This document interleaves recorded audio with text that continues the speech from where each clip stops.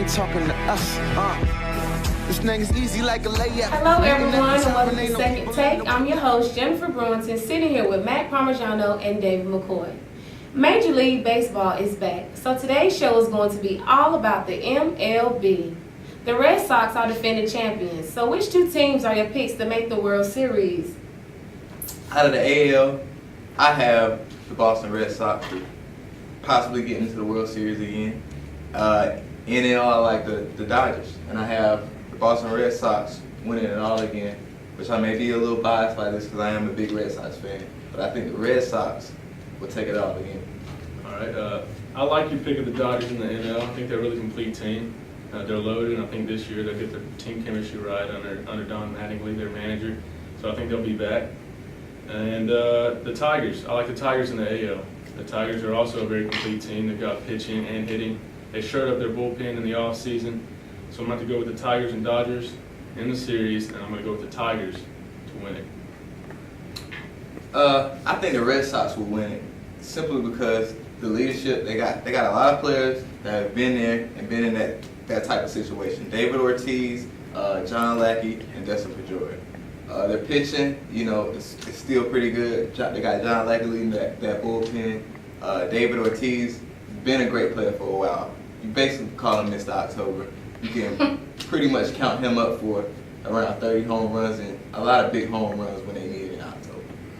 All right, I do like David Ortiz and Dustin Pedroia.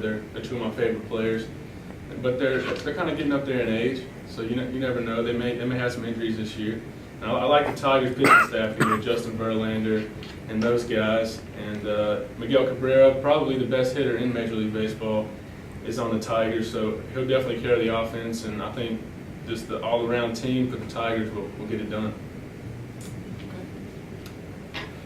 Which player that is on a new team this year will have the greatest impact this season, guys? I'm going to have to go with kind of a dark horse pick, Doug Fister, the pitcher for the Nats. He left the Tigers, and he's going to go. He'll be a starter for the Nats now. The Nationals, their pitching staff kind of struggled last year towards the back end of the rotation, so I think Fister will shore that up for them. And if the Nationals can get away from the injuries that they've had over the past couple of years, they could make a run at making the World Series. So I think Fister will have a huge impact on the Nationals.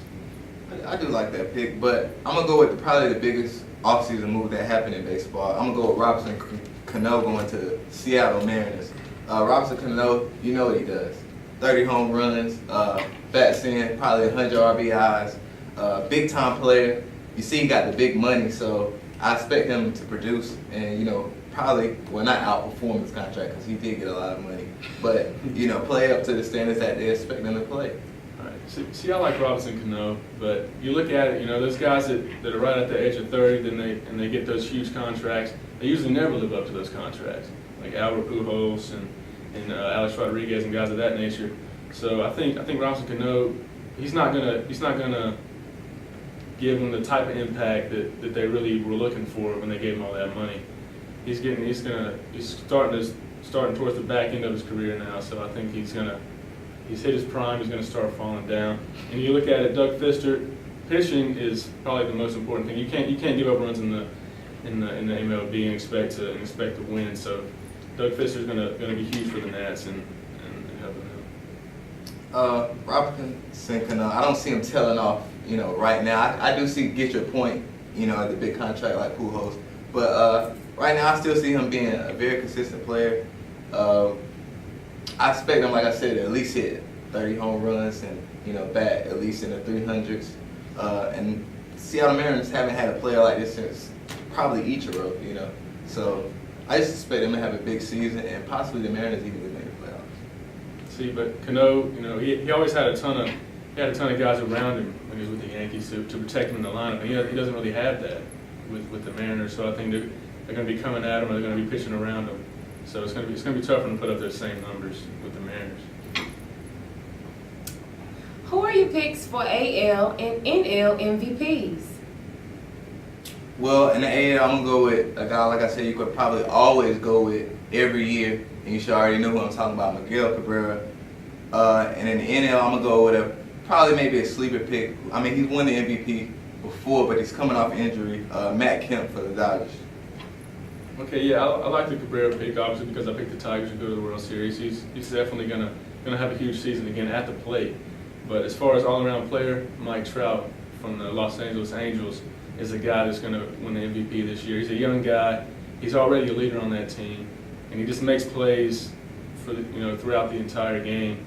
So I think complete player-wise, he's got to be the AL MVP over Cabrera. And in the NL, I'm about to go with Andrew McCutchen, to win it again. He won it last year for the Pittsburgh Pirates, and I think he's going to do it again. The Pirates are a team they've been down, and he's kind of helped get them back up to the top. I think he keeps them there this year and wins it again.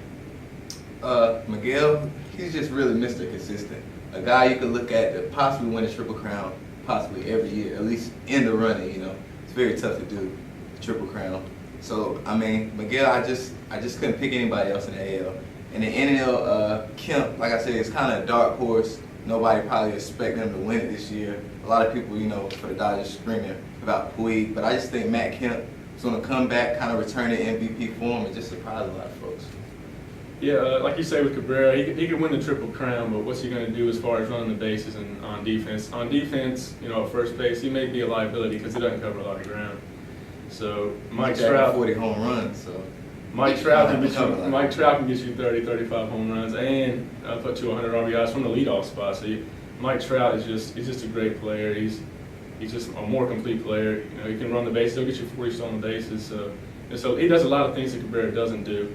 And as far as Matt Kemp in the NL over Andrew McCutchen, I don't see it because he's been injured way too much. He's definitely got potential to be a great player. He has been a great player. He's won the MVP. But I think, Andrew McCutchen is just more consistent. And so I have to go with Andrew McCutchen because he's always going to be there for you. Well, thanks for joining us with Second Take. We're signing off. Non-debatable, so don't talk to us. A team of all-stars like there's diamonds on my t-shirt.